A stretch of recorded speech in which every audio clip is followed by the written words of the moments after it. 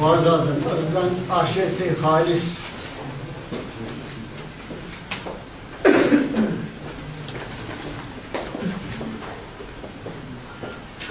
Türkiye zarfı değil mi? Bitlis'in Ahmet kazası. Mahfuri ki öğüt sardı. O Miray Burt'ta.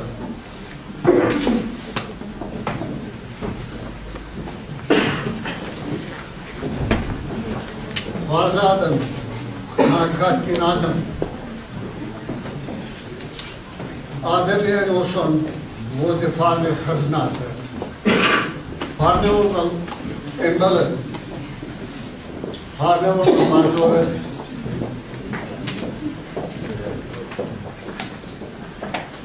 Nefidel de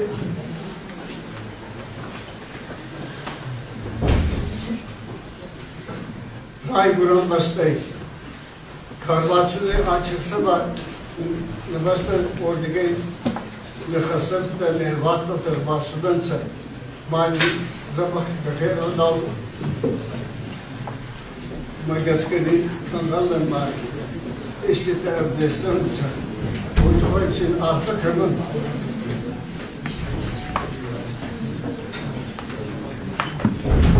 ma balkıma ne çoruk çağın oydukan kovun ma nevazon dikhatsa kabul dikhatsa ve yoydur nefes var ki yani İstanbul'dan manı açıksa da kefemban orada içi kutsağı kabul yakışan kovun maaşı korun kutsağı zagat ama nefesle kadar tahtır kırıcı feynen ve ne zeytin nefis bile zeytin sabahı kırıcı mevcut bacçine kırmır ma ne ağdalı fesaldır kutusu var ne ağdalı nevzat madel olurlar ma fesafar bugün Maçalının rahatlıkla balkımın için olursa.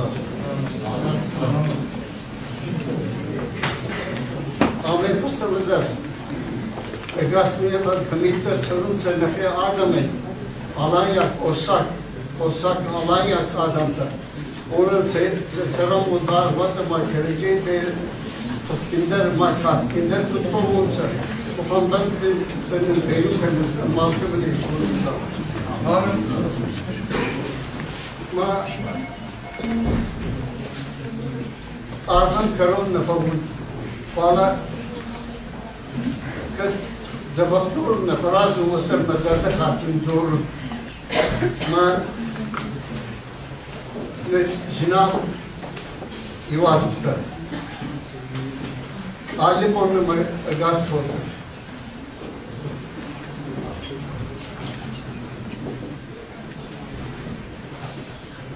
वो आजकल के आंखों से कनेक्ट हुआ माँ जब होता है